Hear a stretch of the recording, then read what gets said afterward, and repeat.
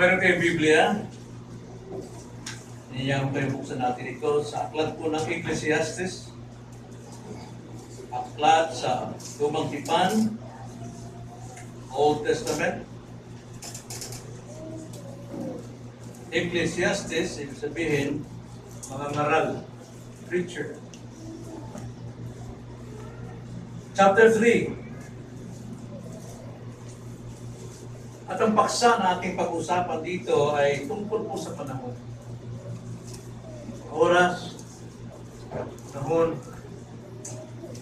Maraming nasabi, wala akong panahon. Mayroon rin nasabi, kulang ang oras ko para magawa ko ang bagay nito. Brother, kapatid, wala akong panahon sa mga ngayon. Kulang ang oras ko para dyan. Sa natin, Ecclesiastes chapter 3, verse 1 to 15, ating basahin. Sa bawat bagay ay may kapanahunan, at panahon sa bawat bagay sa silong ng langit. Panahon upang isilang at panahon upang mamatay. Panahon ng pagtatanim at panahon upang bunutin ang itinanim. Panahon ng pagpatay at panahon ng pagpapagaling. Panahon ng pag-iba at panahon ng pagtatayo. Panahon ng pag-iyak at panahon ng pagtawa. Panahon ng pagtangis at panahon ng pagsayaw. Panahon ng paghahagis ng mga bato at panahon ng pagtitipon ng mga bato. Panahon ng pagyakap at panahon na magpigil sa pagyakap. Panahon ng paghahanap at panahon ng pagkawala. Panahon ng pagtatago at panahon ng pagtatapon. Panahon ng pagpunit at panahon ng pananahik. Panahon ng pagtahimik at panahon ng pagsasalita. Panahon upang magmahal at panahon upang masuklam. Panahon ng digmaan at panahon ng kapayapaan. Anong pakinabang ang natatamo na maggagawa sa kanyang pinagpaguran? Aking nakita ang gawain na ibinigay ng Diyos sa mga anak ng mga tao upang pagkamalaan. Ginawa niya ang bawat bagay na maganda sa kapanahon na diyon. Inilagay rin niya ang walang hanggan sa isipan o sa puso ng tao. Kayo may hindi niya malalaman ang ginawa ng Diyos mula sa pasimula hanggang sa wakas. Nalalaman ko na walang mas mabuti para sa kanila kundi ang magsaya at masiyahan habang siya ay nabubuhay. At kaloob ng Diyos sa tao na ang bawat isa ay kumain, uminom, at masiyahan sa lahat ng kanyang pinagpaguran. Nalalaman ko na anumang ginagawa ng Diyos ay mananatili magpakailanman. Walang bagay na may dadagdag doon o anumang bagay na maalis. Gayon ang ginawa ng Diyos upang ang tao ay matakot sa harapan niya. Ang nangyari ay nangyari na. At ang mangyayari pa ay nangyari na. At hinahanap ng Diyos ang nakaraan na. Ito ang salita ng Diyos, tayo'y manalangin. O Panginoon, sa aming kong binasang ito, ipinapahayag sa isang maikling salita. Kayo ang may kontrol ng panahon. Turuan niyo kami na bilangin o pahalagaan namin ang aming panahon na ayon po sa iyong kalooban. Tulungan niyo kami at turuan na ito ay mabigyan namin ng kalagahan. Nang sa gayon, wala kaming may katwiran na kami kulang at walang panahon sa mga bagay na naayon sa iyong kalooban. Aming dalangin sa pangalan ng Panginoong Yesus. Amen. Alam niyo, dahil po sa mga nagaganap sa ating mundo, lalo sa ating bansa, may gera, May patayan, may pinapatay, maraming namamatay. Magulo ang panahon. Hindi lamang sa ating bansa, kundi sa ating pamilya. Nandyan ang kaguluhan, nandyan ang kawalan ng kaayusan, maging sa ating sarili. Marami tayong mga sinasabi. At hindi lamang sa ating sarili, maging sa iglesia, may kanya-kanyang panahon, may kanya-kanyang paraan. Mag-iisa lamang paraan ang banal ng sulatan. Kaya nagtatanong tayo o natutokso tayo, magtanong sa Diyos, may pag-asa pa kaya? May pag-asa pa kaya? Sa katotohanan, lahat tayong tao, ay nagkakaisa sa isang bagay. At yan ang oras. Binigyan tayo ng Diyos, bawat isa sa atin, ng biyayang oras, ng 24 oras. Walang labis, walang kulang. Nasa atin itong 24 oras. Nasa ating kamay, nasa ating kapangyarihan, kung paano natin gamitin ang 24 oras. Ngunit aminin natin ang katotohanan na may mga panahon na tila nasa atin ang lahat ng oras. Nasa atin ang lahat ng panahon, ng lahat ng pagkakataon. Pero may pagkakataon din naman wala sa ating hawak ang panahon. Tulad ng pag-iyak, tulad ng pagluluksa, tulad ng kamatayan, wala sa ating kamay. Wala sa ating panahon. Kaya masasabi natin, ang panahon na tinataglay natin ay napakalaga at ito'y may kahulugan sa ating buhay. At yan nais kong ibahagi sa inyo ngayong umaga. May kahulugan ba ang ating panahon? May kahulugan ba ang ating panahon? Kung may kahulugan, dapat natin itong gamitin sa makahulugang bagay. At kung walang kahulugan, makikita natin ligaw ang iyong buhay. At ito'y pinatutunayan ni Solomon sa aklat na ito ng Ecclesiastes na bawat sandali ng ating buhay ay may kahulugan. Mayroon itong meaning. Naway mamulat tayo sa katotohanan ngayong umaga ng oras natin, ng panahon natin na ating tinataglay ngayon ay mayroong meaning, may kahulugan. Na paano natin ito makikita? Na bawat sandali ay may kahulugan. Mayroon pong at least 5 prinsipyo tayo makikita sa binasa natin na bahagi ng kasulatan. Unang prinsipyong dapat nating matutunan ay tumanggap tayo. Yun ang una. Unang prinsipyo na dapat tayong matuto ay ang tumanggap. Nabasahin ko lamang yung verse 1 hanggang 8 at tumuntag tayo sa verse 11. Sa verse 1 to 8 and verse 11, tanggapin nating lahat na ang Diyos ay may layunin kapwa sa panahon ng mabuti at kapwa sa panahon ng masama. Na mapapansin natin sa verse 1 to 8, mayroon pong 14 comparisons. Mayroon 14 na pag-compare upang makita natin ano ang nangyayari sa ating panahon at yan ay nasa kamay ng Diyos. At ang konteksto dito, huwag natin ipagkakamali na ito ay nasa silong ng langit. Hindi dito apektado yung sa taas ng langit. Dapat natin malaman. Ibig sabihin, ito yung karaniwan na nangyayari sa ating buhay. Basahin natin. Sa verse 1, ipinakita rito ni Solomon na lahat ng pangyayari nitong panahon ay nandito sa ating buhay, sa silong sa langit. Ito yung nangyayari sa buhay natin.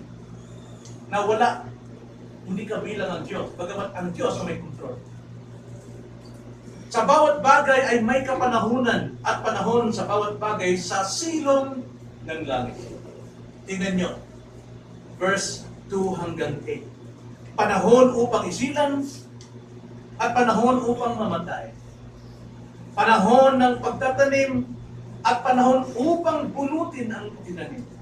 Panahon ng pagpatay at panahon ng pagpapagaling. Lahat yun, panahon ng ganito, panahon din ng ganito. Lahat yan, karaniwang nakikita natin yan. Hindi natin makikailan yan. Pagdating sa verse 11, ginawa niya ang bawat bagay na maganda sa kapanahunan niyon. Inilagay rin niya ang walang hanggan sa puso ng tao. Gayon may hindi niya malalaman ang ginawa ng Diyos mula sa pasimula hanggang bukas. Pansinin natin mga kapatid. Ito yung mga katotohanan nakikita natin sa araw-araw. May panahon ng pagsilang, may panahon ng pagpatay. Tulad ngayon, bawat minuto sa buhay natin maraming sinisilang, pero bawat minuto ng buhay natin maraming namamatay sa iba't ibang pamamaraan. Mayroong umuunlad, mayroong naghihirap, mayroong pagtatanim, mayroong pagbubunot. Pero dito hindi binilang yung bawat detalye nangyayari sa ating mismong buhay. Pero pinapakita lamang dito na ang Diyos ang may kontrol ng lahat nangyayari sa ating panahon. At mayroong dalawang conclusion. Mayroong dalawang conclusion sa verse 11.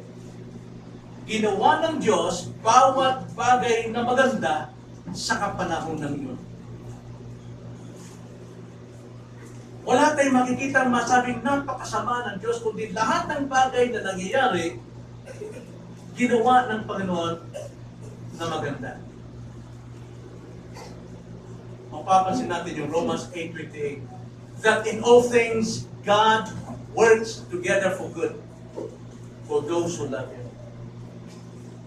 Ibig sabihin ni Solomon dito na ginawa ng Diyos na maganda sa bawat kapanahunan yun. Ibig sabihin ni Solomon, pinahahalagahan ng Diyos ang mga panahon ng ating buhay. Alam ng Diyos. At ang layunin ng Diyos sa buhay natin ay pawang kagandahan, bagamat may nangyayaring masasama.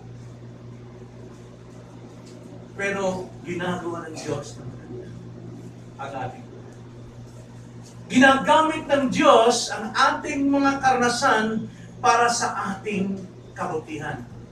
Dumadanas tayo ng kamatayan, dumadanas tayo ng pagkalugi, dumadanas tayo ng karamdaman, dumadanas tayo ng ganito, dumadanas tayo ng ganito. Lahat dinanas natin, hindi para tayo pahirapan, kundi upang tayo makaranas ng sa ganun, matuto tayo makita ang kabutihan ng Diyos.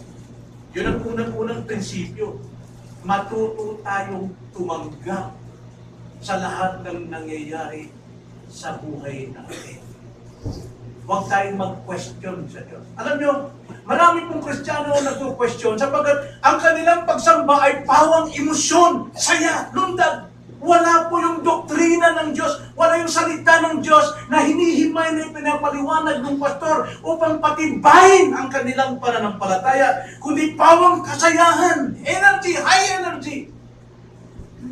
Hanggat hindi tumitino at tumitining ang mga mananampalataya sa katotohanan ng Diyos, sa salita ng Diyos, pagdating sa mga bagay na nangyari sa kanilang buhay, may question sila sa Diyos.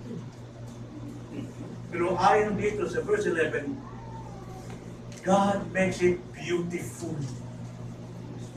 Ginagawa niya maganda, mabuti ang lahat ng bagay. Matuto tayong tumanggap. Matuto tayong tumanggap ng kabiguan. Matuto tayong tumanggap ng kamalian. Matuto tayong tumanggap ng pagtutuwid. Sapagkat yun ang mabuti para sa akin. Then ikalawang prinsipyo, matuto tayong magtiwala. We have to learn trusting God sa ating panahon. Verse 10 and 11, aking nakita ang gawain na ibinigay ng Diyos sa mga anak ng mga tao upang pagkaabalahan. Then 11, ginawa niya ang bawat bagay na maganda sa kapanahunan niyon. Iniligay rin niya ang walang hanggan sa puso o isipan ng tao. Kaya may hindi niya malalaman ang ginawa ng Diyos mula sa pasimula hanggang wakas. Wala makakaalam talaga sa ating buhay. Sa kinabukasan, mamaya hindi natin alam. Pero dapat tayong matutong magtiwala sa Kanya. So ang prinsipyo rito, magtiwala tayo sa Diyos, lalo na sa panahong tila magulo at hindi mo maunawaan ang kalagayan mo. Bakit ako bumagsak? Bakit ako nawala ng trabaho? Bakit nangyari sa buhay ko? Bakit nagkakasakit ang aking mga... Bakit ganito ang kahirapan ng buhay? Matuto tayong magtiwala sa panahon na hindi natin kontrolado. Ang pinakita rito ng Panginoon, binigyan tayo ng Diyos ng nakikitang gawain para ating pagkaabalahan. Hindi magreklamo, hindi magtanong, hindi magrebelde, hindi naghahanap ng kasarapan ng damdamin. Kailangan pawisan ako para ma-relieve ako, para ma-deliver ako sa demonyong nag-aari sa aking kamalasan, sa aking paghihirap. Hindi yun! Hanapin natin ang salita ng Diyos. Hanapin natin ang Diyos at magtiwala sa Kanya. Napakaraming Kristiyano ngayon, puros damdamin ang pinahirap. Emotionalism. Naramdaman ko po ito nung ako'y ma-deliver. Nakarelease ako. Nakarelease ka sa iyong pagkalugi sa negosyo. Hindi. Tanggapin mo. Kailangan magtiwala ka sa Diyos. Sa totoo, ang sabi sa verse 10, binigyan tayo ng Diyos ng mga bagay na nakikita na siyang dapat nating pagkabalahan. Ano dapat nating pagkabalahan? Trabaho, pagsamba, pagbabasa, pag-meditate ng word, pananalangin. Nakikita natin yan. Ang sabi sa verse 10, aking nakita ang gawain na ibinigay ng Diyos sa mga anak ng mga tao upang pagkaabalahan. Marami po ngayon, abalang-abala sa mga bagay na hindi nakikita. Nangangarap. Gustong yumaman. Alam nyo, pagka gusto nyo yumaman biglaan, hindi po yan tama. Sapagkat ang tama rito, ipinapakita ng Diyos sa atin yung mga gawain dapat nating pagabalahan. At doon natin i-focus ang ating sarili. Upang maging abala tayo sa Diyos. Kahit sa trabaho natin, naglilingkod tayo sa Diyos. Kaya wala pong reklamo sa trabaho, mababang sweldo, o anuman, walang pag-aklas, walang rally-rally. Nagre-reklamo ng ganito. Aba, kung tayo po, tumatanggap na lahat na nakikita nating gawain na dapat nating pagkabalahan, gawin natin itong tayo naglilingkod sa Diyos. Ito isang bahagi ng pagsasagawa ng layunin ng Diyos sa buhay natin. Tingnan nyo. Doon pa lamang sa simula, ano bang layunin ng Diyos sa atin dito sa mundo? Trabaho. Nang ikay maging Kristyano, trabaho pa rin. Wala pang nakakita. Yun lang. Trabaho ka ngayon, pero kailan trabaho mo rin ang paglilingkod sa Diyos. Nagtatrabaho ka naglilingkod sa Diyos. Genesis 2:15, balikan lang natin yung simula. Kinuha ng Panginoong Diyos ang lalaki at inilagay sa halamanan ng Eden. Ganda po ng kalagayan dito. Lahat kompleto na.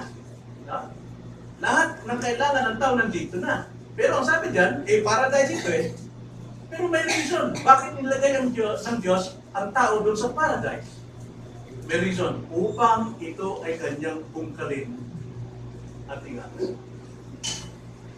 Kung tayo po ay nasa kingdom of God, nasa isang lokal na iglesia, kapag ang lokal na iglesia ay ang physical, literal, na nakikita nating kingdom of God. Ito'y overlap lamang doon sa kingdom sa Diyos. Bagamat ang ating totoong kaharian ay nasa kalagitnaan kasama ng Diyos, pero nagaganap ito na nakikita natin dito sa kingdom. Ang lokal na iglesia. Kaya nga napakalaga pong mapabilang sa iglesia. Hindi ka pwede nag-iisang Kristyano kung saan-saan ka lamang. Kapag nagpapasakop ka, sapagkat sa langit po, wala ka nang ibang gagawin kundi napasakop ka na. Dito pa lang po sa iglesia, dapat magpasakop ka sa katuruan ng Panginoon. Overlap po yun eh. Now and not yet. Ngayon, nagaganap na, pero wala pa tayo doon sa totoong kalagayan sa langit. We are now in the heavenlies. Ang sabi sa Ephesians chapter 1 verse 3. Now, nilagay ng Panginoon ang tao sa paradise. Paraiso ng Panginoon. Upang kanyang bungkalin at ingatan. Trabaho pa rin. Trabaho pa rin. Ang mabigat sa atin, trabaho na hindi natin sinasama ang Panginoon. Hindi na natin siya isinasama sa ating trabaho, separate tayo. Hindi pwede mag-separate yung ating pagiging Kristiyano sa ating trabaho. Malinaw pang dualism yan at hindi po yung doktrina ng banal na kasulatan. Iba yung secular at iba yung spiritual. No, dapat maging spiritual ka even you are in the secular. Kaya taglay mong pagiging Kristiyano mo sa trabaho. Nagliliwanag ka pa rin. Hindi pwede mag-iwala yun. So anumang trabaho natin, maglingkod tayo ng lingkod sa Diyos. Dapat tayong magtiwala ng langit.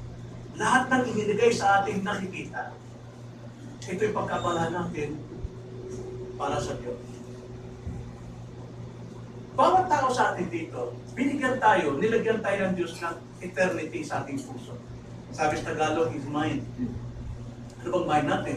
Ito daw nga. Pag may tinanggap tayong salita ng Panginoon at katotohanan, nasa mind, pero mababago lang buhay natin kung ilalagay natin sa puso. Verse 11. Ginawa niya ang bawat bagay na maganda sa panahon na Diyos. Everything. Iniligay rin niya ang walang hanggan, eternity, sa ating puso, sa ating isipan. Kaya may hindi niya malalaman ang ginawa ng Diyos. Walang makakaarap sa gawa ng Diyos. Kaya na ang taong Kristiyano namumuhay sa panampalataya, we believe God, bagamat hindi natin kayang arukin ng Diyos, but we believe Him. Kaya na ang isang righteous namumuhay sa panampalataya. Mula sa pasimula hanggang wakas. So, mayroon tayong eternidad dyan. Mayroon tayong butas dyan sa ating puso, o sa ating isipan, na hindi kayang punuin. Bukas yan, napakalalim. Hindi mabubusog. Kahit gaano pa kang material ang iyong taglayin para masabihin mong kontento ka, hindi ka magiging kontento. Lalo ka maghahanap. Sapagkat ito po ay spiritual na kahungkagan. At maaari lamang itong mapuno, masatisfy ito, madelight lamang kung ang Diyos mismo ang lumagay dyan sa pamamagitan ng kanyang salita. Tingnan yung mayayaman, naghanap pang yumaman. Hindi kontento sa 1 million, hindi kontento sa 10 million, hindi mo kontento sa 700 million, 1 billion, trillion. Bakit po? Gaano man karaming kayamanan, hindi mapupuno yan. Only Christ can fill yung kahuggangan niya. Kaya sabi ko nga sa magdiwang, hindi tayo iniligtas ng Diyos para magpakayaman. Hindi tayo yaman, magkahanap ka pa. Pero nilikha tayo ng Diyos, niligtas tayo para managana. Managana. Ibig sabihin, kontento. Natidelight. Daig pang kayamanin sa mundo ito. Yung managana siya. Kontento ka sa kalagayan mo. Magtiwala tayo sa Diyos. Upang sa ganun, magkaroon tayo ng hangarin sa unahan. Kaya nga sabi ng Panginoon, tignan natin ang kinabukasan. Hindi mo alam. Pero sa mga nakikita mo ngayon, na gawain na dapat mong pagkabalahan, you are preparing this for your future. Meron tayong tinatawag na mag-impok, mag-budget. Pero kung dyan ang buhay natin, dyan natin sasalala yung ating na-impok, pera, wala tayong silbi dyan. Wala tayong silbi. Magsikap para sa kinabukasan. Magkaroon ng pangarap sa mga katotohanan sa mga anak. Upang magtiwala sa isang Diyos na alam ang lahat, omniscient God. Yung eternity na yan sa ating puso, hindi mapupunuan yan ng anumang material. Kailangan dyan mapuno tayo maganda sa kinabukasan, mapuno ito ng Diyos, mapuno ito ng kanyang salita. Nung sa ganoon, anumang kalagayan natin, magtiwala tayo sa Kanya. Hindi natin kayang abutin at punuwain ang bukas. Mapupulo lamang ito kung mayroon tayong tiwala. So, anong gagawin natin ngayon? Magtiwala tayo sa Diyos kapag walang madaling solusyon o sagot sa ating sitwasyon. Hindi natin kaya eh. Hinahanapan natin solusyon. Ang ating kalagayan ngayon, wala eh. Karamihan, pag humanap tayo ng solusyon, takbo rito, kung saan natin tumatakbo. Pero ang solusyon natin sa Diyos. Delight yourself in the Lord and He will give you the secret prayer of your heart. Psalms 7, verse 1. Diba? Delight yourself in the Lord. Ngayon, kung wala tayong panahon, nakilala niya ang Diyos, paano ba natin makilala ang Diyos? Sa pamamagitan ng kanyang salita, ng Biblia. Pagbabasa, pakikinig ng pangangaral, pag-attend ng mga Bible study, pag-attend ng worship, pag-attend ng prayer meeting. Kung wala tayong panahon para kilalanin ng Diyos, sumasama loob natin sa Kanya kapag mayroon tayong problema. Sinasabi natin, hindi alam ng Diyos ang aking kalagayan. Hindi niya alam. Pero kung lagi ka na doon, kinikilala mo ang Diyos, malalaman mo, oh, God is in control. He makes all things beautiful. Ecclesiastes 3:11. Di ba napakaganda, mga kapatid? Na tayo nagpapatibay ng ating panampalataya sa tuwing mayroong pagtuturo at pangangaral. Marami tayong malalaman. Kapag higit nating nakikilala ang Diyos, higit na tumitibay ang ating tiwala sa Kanya. Sa ikalawang prinsipyo, matuto tayo magtiwala sa Kanya. No, paano tayo makapagtitiwala sa Kanya kung kulang tayo sa kaalaman ng Kanyang salita? Faith comes by hearing. Hearing by the words of God. Tiwala natin ay dumarating lamang kapag tayo nakikinig ng salita ng Diyos. Then ikatlong prinsipyo. May kahulugan po ang ating panahon. Unang prinsipyo, matuto tayo tumanggap ang kalagayan natin. Ikalawa, matuto tayo magtiwala. Para sa ating kamay lahat ng solusyon. Ikatlo, matuto tayong gumawa or gumamit ng panahon. Verse 12. Ang sabi sa verse 12. Nalalaman ko na walang mas mabuti para sa kanila kundi ang magsaya at masiyahan habang sila'y nabubuhay. Sabi nitong mga ngaral, preacher, si Solomon, nalalaman daw niya sa kanyang observation under heaven sa mga nangyayari sa lahat ng tao sa mundong ito na abalang-abala.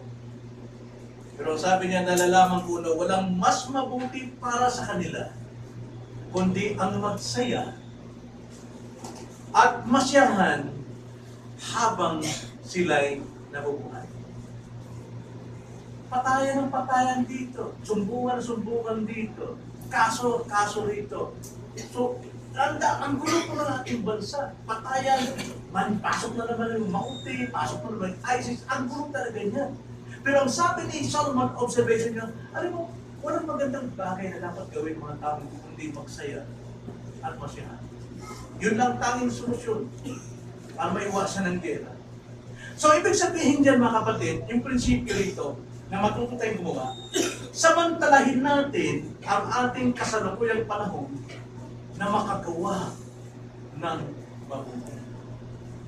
Samantalahin natin ang ating kasalukuyang panahon. Anong situation natin? Magulo. Samantalahin natin makagawa ng mabuti. Anong sabi ni Solomon dyan? Magsaya at masyahan. Magsaya at masyahan. Ito, ang sabi ni Solomon, ito ang mas mabuting dapat gawin. Magsaya at masyahan.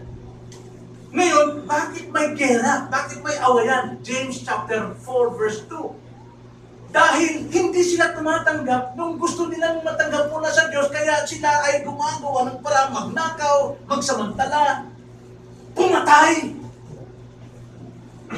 Dahil walang kakontentuhan.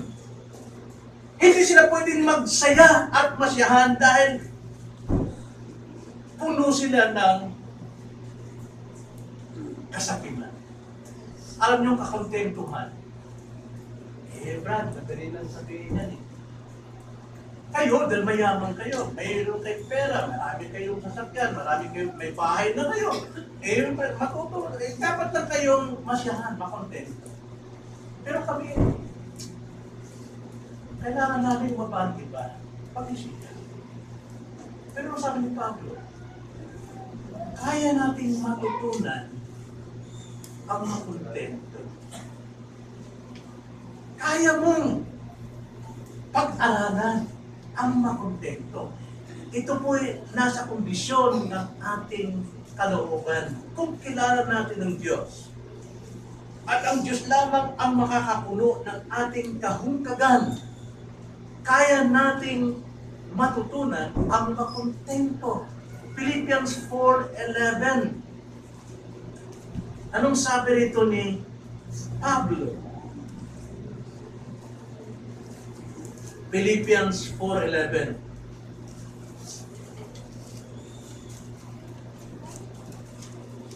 Sorry.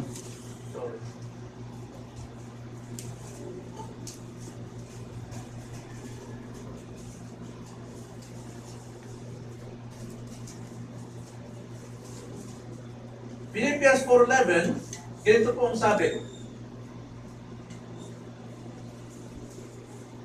Higit sa nagsasalita ko, hindi sa nagsasalita ko dala ng pangangailangan, sapagkat aking natutuhan ang masyahan sa anumang kalagayang aking kinaroroonan. Yan po ang sinabi ni Pablo. Aking natutuhan anuman ang aking kalagayan. Not that I speak from want, for I have learned to be content in whatever circumstances I am. Now, paano niya natutunan ito? Anong sinabi niya? Verse 12. I know how to get along with humble means. And I also know how to live in prosperity. In any and every circumstance, I have learned the secret of being filled and going hungry, both of having abundance and suffering need. I can do all things through Him who strengthens me. Saan ang solusyon? Saan niya natutunan? Kay Kristo na nagpapalakas kanya. Naranasan niyang managana. Naranasan niya umaman. Naranasan din niya maghirap. Pero natutunan niyang makontento anuman ang kalagayan niya dahil kay Kristo nagpapalakas sa kanya. So, paano natin may iwasan ang kawalang kakontentuhan? Ano ba talaga ang nag-uudyok sa puso natin para hindi tayo makontento? What is it? Na dapat natin iwasan na sinasabi ng banal ang sulatan. Hebrews chapter 13, verse 5. Ang sabi ng Hebrews chapter 13, verse 5, umiwas kayo sa pag-ibig sa salapi. Umiwas kayo sa pag-ibig sa salapi at kayo'y masyahan. Masyahan na kung anong meron kayo sapagkat sinabi niya, sa anumang paraan ay hindi kita iiwan o pababayaan. Ang makapag-feel lang ng ating kakulangan ay ang ating pagtitiwala ng Diyos, hindi tayo iiwan. Ang Diyos ay laging nandiyan, pero once ang puso natin na focus sa pag-ibig sa salapi, din hindi ka talaga makukontento. At masasabing iniiwan ka ng Diyos, hindi umiiwan ng Diyos. Nasa iyo. Pero, hindi mo siya kasama sa iyong kasakiman. Yun ang talagang problema sa tao eh. Pagsakin sa pag-ibig sa salita. Because the love of money is the root of all evil. Hebrews 13:5 again sa English, make sure that your character is free from the love of money. Being content with what you have. Ano bang meron ka ngayon? Makontento ka. For He Himself has said, I will never desert you, nor will I ever forsake you. Kakontentuhan po ang solusyon. Nakita niyo yung isang mayaman, magsasaka, na tinawag ni Diyos Christ na full hangal. Ang dami niyang palaging, ang dami negosyo eh. Kumikita yung negosyo niya. Sabi niya, naku, maliit na yung bodega ko. Maliit itong bangkong pinaglagakan ko ng pera ko. Kailangan magbukas akong panibagong bank account sa Switzerland. Kasi kayang-kayang lamunin lahat ng pera ko. Sabi naman yung kailang gumawa ako panibagong bodega na mas malaki. Nang sa ganon, masabi mo sa sarili ko, kaluluwa ko, kumain ka, uminom, magsaya ka. Pero sabi ng Panginoon, hangal ka talaga. Magang gabi, kukunin na yung buhay mo. You're full, sabi ni Jesus Christ. Ngayong gabi, kukunin ng buhay mo, mamatay ka na ngayong gabi. Anong silbi ang mga pinag-iipunan mo na? Bakit gano'n ang attitude ng magsasaka? Greediness. Love of money. Kaya makontento ka sa kalagayan mo. Ang sabi nga ni Pablo, utos ito ni Pablo kay Timoteo, pagsabihan mo lahat yung mga kalalakihan dyan, yung mga mayayaman dyan, at tiwalang-tiwala sila sa kanilang salpig, wala silang panahon sa Diyos, wala silang panahon sa kabanalan. Pagsabihan mo. Basahin ka natin yan, 1 Timothy chapter 6, verse 8. Ang sabi ni Pablo rito, kung kayo'y may pagkain at damit, masyahan na tayo sa mga ito. Enjoy natin ang life. Kung may pera ka, pero may pagkain ka naman, may panamit, mag-enjoy ka. Huwag ka na mangarap kung saan pupunta. Sapagkat ang sabi sa verse 9, ang mga nagnanais yumaman, nahuhulog sa puso. At nabibitag sa maraming hangal at nakapipinsalang pagnanasa na siyang naglulubog sa mga tao sa pagkawasak at kapamakan. Hindi matindi. Hindi lahat ng panahon umaabaw ang tubig, ang ilog Kirepno. Diba? Yung ilog, ubatis ng Kirep sa panahon ni Elijah, doon si Elijah nakatira for so many years. Pero kayo ito eh. Kung sabihin mo unad ka ngayon, magpapatuloy unad mo. Dating panahon, patuloy yan. Anong gagawin mo kung hindi ka kontento? Verse 10, sapagkat ang pag-ibig sa salapi ay ugat ng lahat ng kasamaan, na ang ilang nagnasa rito ay napalayo sa pananampalataya. Patuloy yan. At tinusok ang kanilang mga sarili ng maraming katungkulan. Busy. Pastor, wala akong time. Wala akong panahon. Gustuhin ko mag-umatin ng prayer meeting. Gustuhin ko mag-umatin ng Sunday. Pero pwede kalahati lang. Bakit? Maraming katungkulan. Hindi ka na kontento sa Diyos. Kaya sabi ni Pablo kay Timoteo, sabihin mo, ituro mo ito sa mga mayaman. Kung ikay Kristiyano, if you are man of God, ang sabi rito sa 11, ngunit ikaw, o tao ng Diyos, layuan mo ang mga bagay na ito at sumunod ka sa katwiran, sa pagiging makadiyos. Sanctification, kabanalan, puno sa pananampalataya, sa pag-ibig, sa pagtitiis at sa kamuan, makipaglaban ka sa mabuting pagipaglaban ng pananampalataya, panghawakan mo ang buhay na walang hanggan na dito'y tinawag ka at ipinahayag mo ang mabuting pagpapahayag sa harapan ng maraming mga tao. Mamuhay tayo bilang tinawag ng Diyos. Pero sa atin, konting pera, masasapit mo punta. Pasyal dito, pasyal doon. Tapos pagmamalaki ko, nakarating ako ng ganito, success na ako. Na-akit ko na yung bundok ng trala. Oh, I'm success. Wow. Tanda natin,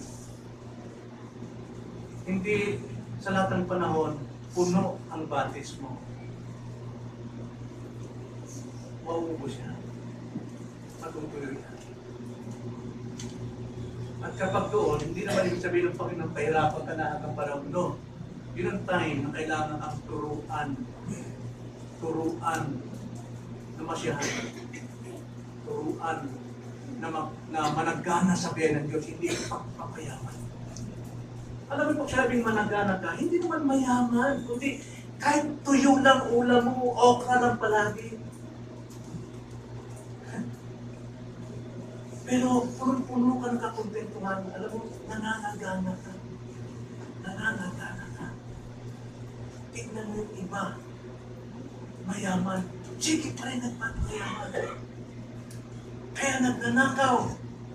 Mas madali ang kayamanan siya mo. 2 months, in 2 months you are billionaire.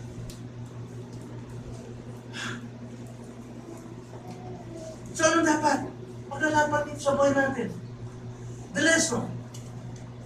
Hindi tayo tiyak sa kinabukasan. Mga kapatid. Gamitin natin ang kasalukuyan nating panahon na gumawa ng mabuti para sa iba. Yun ang tamang pag-iimpok ng kayamanan sa langit. Dahil hindi natin alam ang kinabukasan, hindi natin tiyak. Kung gagawa man tayo ng kabutihan sa mundong ito, gawin na natin ngayon. Simulan na natin gawin. Hayaan natin maraming magdiriwang na mga tao. Maraming magpupuri sa Diyos dahil sa ginawa mong kabutihan sa kanilang buhay. Gawin mo na. Huwag mo na ipagpabukas. Apply your future ngayon sa present time to do good. Ano yung bagay? Niligtas rin ang Diyos para gumawa ng mabuti. Yun ang nakakalimutan natin. Nakakalimutan natin ang isang purpose ng Diyos na tayo biniligtas. We are chosen from before the foundation of the world to be holy, to live a godly life, and to do good. Ephesians 2:10, di ba? Ang sabi sa Ephesians 2:10, for we are His workmanship, created in Christ Jesus for good works, which God prepared beforehand so that we would walk in them. Kaya, isipin natin ito. Tayo'y inilagay ng Diyos sa buhay na ito to do good works to others. At kung gagawa tayo ng kabutihan para sa kinabukasan, gawin natin ngayon at the present time. Kaya ikatlong prinsipyo, matuto tayo gumawa. Matuto tayo gumawa ng kabutihan. At pang-apat na prinsipyo, matuto tayo masyahan. Inulit ko na naman. Yung masyahan ko dyan, mean to say, paglagak, no? Paglagak ng ating sarili sa lahat ng panahon bilang kaloob ng Diyos. Enjoying our life. Matuto tayong mag-enjoy ng ating buhay. Ibig ko sabihin dyan. Verse 13. Moreover, that every man who eats and drinks sees good, all his labor, it is the gift of God. At kaloob ng Diyos sa tao na ang bawat isa ay kumain, uminom, at masiyahan sa lahat ng kanyang pinagpagpunan.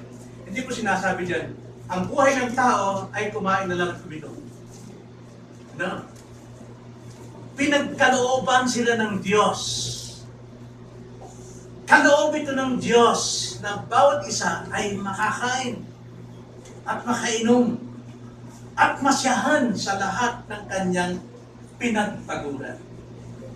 Alam nyo, kung tayo binigyan ng trabaho, that's a gift from God. Ano man ang sunod doon, gaano man ito kalaki o gaano kaliit, kung tayo po ay nasisyan, that's again another gift from God.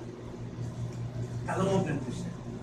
So, ang prinsipyo rito, ilagat natin, i-enjoy natin ang lahat ng ating mga panahon bilang kaloob ng Diyos. Admit it, na lahat ng tinatanggap natin is gift from God. So mag-enjoy tayo sa kaloob ng Diyos. Ang sabi sa verse 13, kumain tayo at uminom sa ating pinagpaguran. Nakakatuwa ako, mga kapatid. 4 na taon ako sa Saudi Arabia. Pero hindi ako natuto. Malaking sweldo ko noon. Kami pareho ni Brother Philly, isang kumpanya pinasukan namin, nauna lang siya sa akin. Pero nauna rin siyang umalis. Ang aming pong minimum noon is 400? 6. Tapos may overtime pa. Limpat ko, tumanggap ako dahil overtime. Minsan, sobra pa sa isang linggo. Mas banal. Pero hindi ako natuto. Dahil hindi ko ito inilagay sa toong prinsipyo ng kasiyahan o pag-enjoy. Imbis na ang asawa ko nagsusumikap, naghahanap na siya ng villages para mamili ng bahay. Sabi ko, sige, mamili ka. May napili sila. May picture na sila sa magandang bahay. Pero ang ibang enjoyment ko, sugal. Kasal. Mali. Hindi ako natuto. Maling enjoyment. Pero makikita natin sa mga buhay sa rural area. Construction, trabaho, maghapon, bilad sa init, pawis, lahat. Pag sumweldo, ando na doon sa sugalan, sa inuman, konting pera. Sa sugalan, sa inuman. Maling enjoyment. Pinagpaguran mo sa bisyo lang. Pero mayroon din namang iba, yung pinagpaguran nila, iniipon, kuripon. Tawagin yan sa English is myself, di ba? Marami pong mga kuripon. Stingy. Makunat, wala. Marami pong mga kuripon. Tinatanggihan na lahat ng ginhawa sa buhay para itago lang ang pera.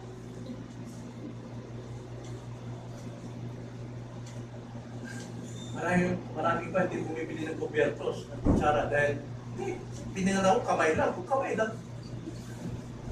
Alam mo, kalimutan ko yung pangalan ng the greatest miser in the US na namatay sa gutom dahil gatas lang pinakain niya, oatmeal na ilang init na, hanggang sa nagkaroon siya ng problema sa tikura. Yung anak niya may sakit, hindi din lang doktor, sa clinic lang, hanggang sa nagputulo ng paa. Remember that? Hindi ko matandaan Namatay siya, alam niyo, namatay siya dahil sa gutom at komplikasyon sa tikura niya. Pero nung tignan ng mga tao, yung kanyang saya, puro-puro pa ng dolya. At sa bahay niya, how many millions ang dala niya? Pero mo, napakayaman niya, pero nag-tiis.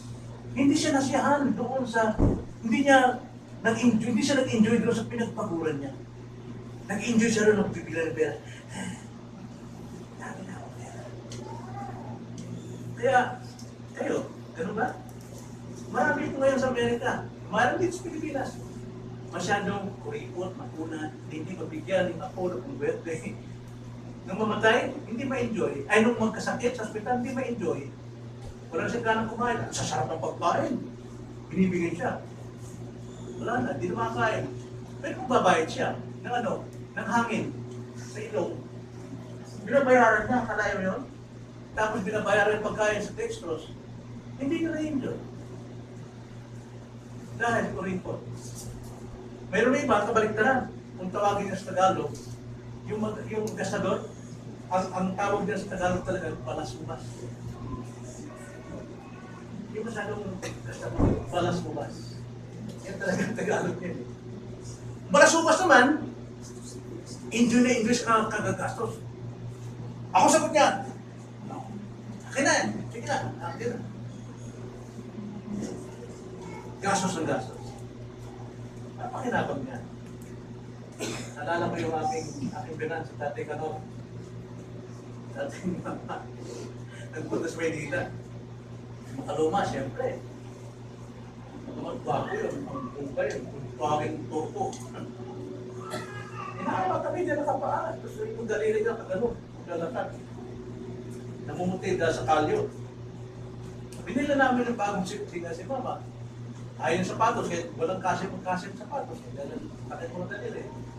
Ipinan mo, siguro size 10. Pwede. Dala niya hanggang Leyte. Pagdating namin sa Leyte, noong 1987, nung ano kami ron, mission, nakita ko nakapaatay.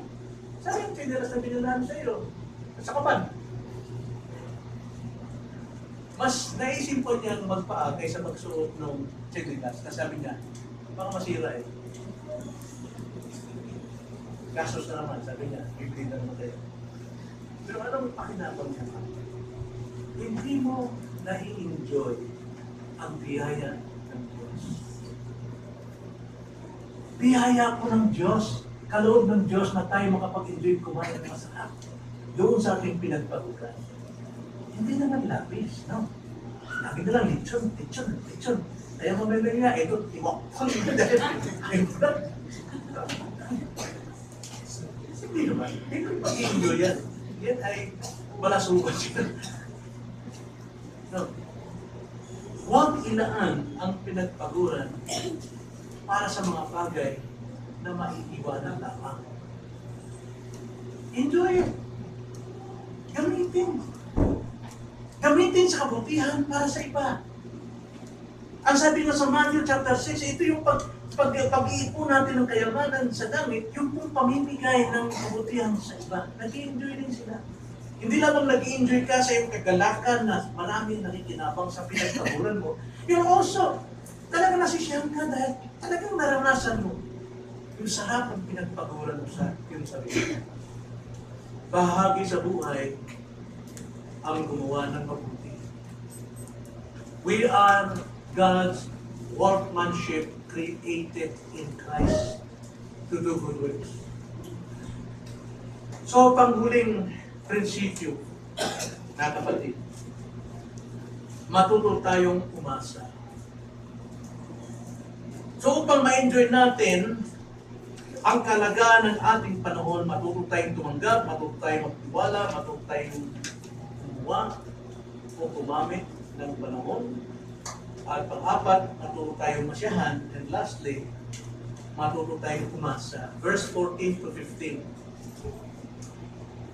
Nalalaman ko na anumang ginagawa ng Diyos ay mananatili magpakailanman. Walang bagay na may dadagdag doon o anong bagay na maalis.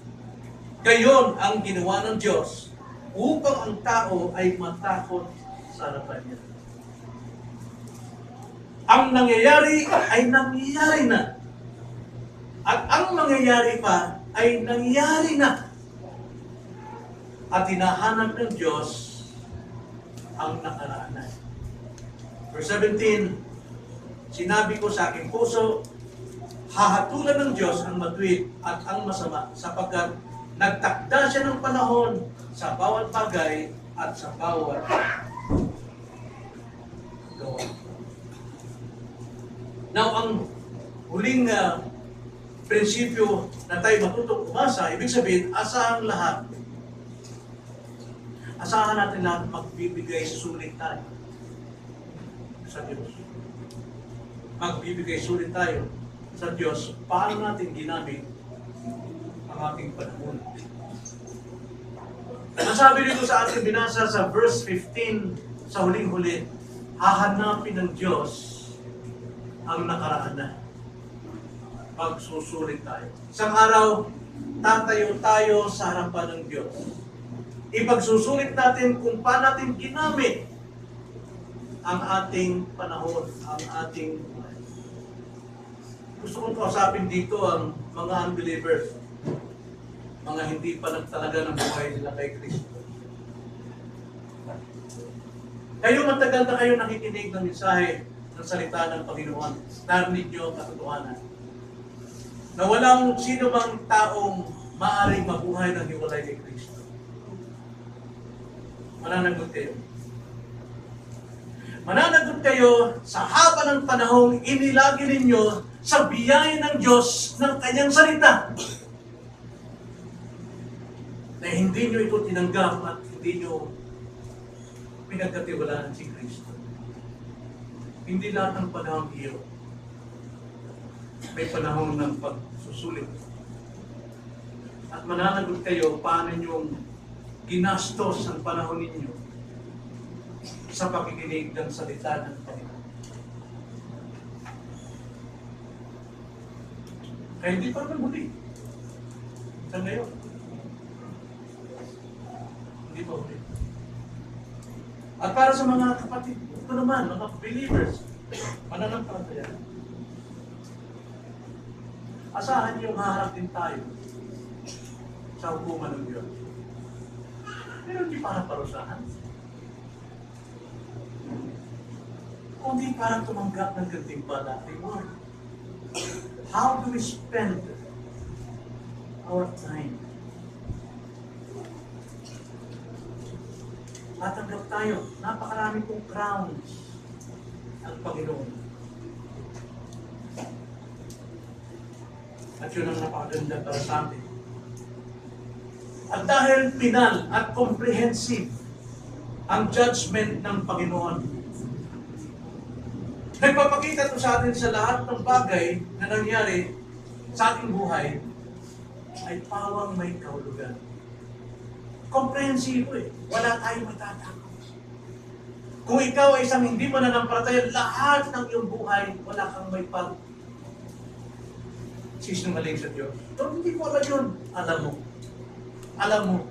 Alam mo na si Kristo ang tagapagligtas. Alam mo na walang ibang kaligtasan. Alam mo na relihiyon ang hindi makapagligtas. Alam mo na si Kristo lamang makapagbibigay ng iyong buhay. Pero anong ginagawa mo? Paano mo inilalaan ang panahon?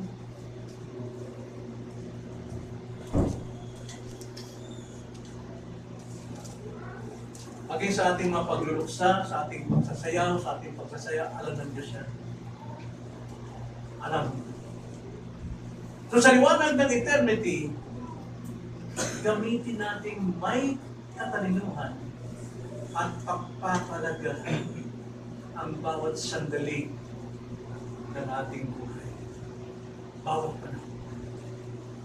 At sa ating mga believers, mga Kristiyano, matuto tayo magpalaga sa ating panahon. Tanggapin natin na sa lahat ng panahon, may layunin ng Diyos, mabuti man at masama. Alam natin yan. Alam natin doktrina ng providence. Tanggapin natin ito. Dapat tayong magkaroon ng pasasalamat sa Kanya, anuman ang talagay, mabigat man. At ikalawa, magtiwala tayo sa Kanya. Siya nakababatid ng lahat eh. Siya nakakaalam. Sa panahon na magulo na hindi natin maintindihan bakit nangyari sa ating buhay, then trust Him. He makes all things beautiful in His time. Lahat yan, para sa iyong kabubuti. Para ipabak ka sa iyong pagmamataas. At para tumibay ka sa iyong kahugangan sa pananampalataya. Paghuhubog ng Diyos at magalak ka. Ilagak mo ang iyong buhay ngayon sa paggawa ng mabuti. Hindi lamang sa iyong sarili, kundi maging sa iyong kapwa at umasa ka. At tatanggapin mo ang reward sa Diyos at sasalubingin ka ng Panginoon.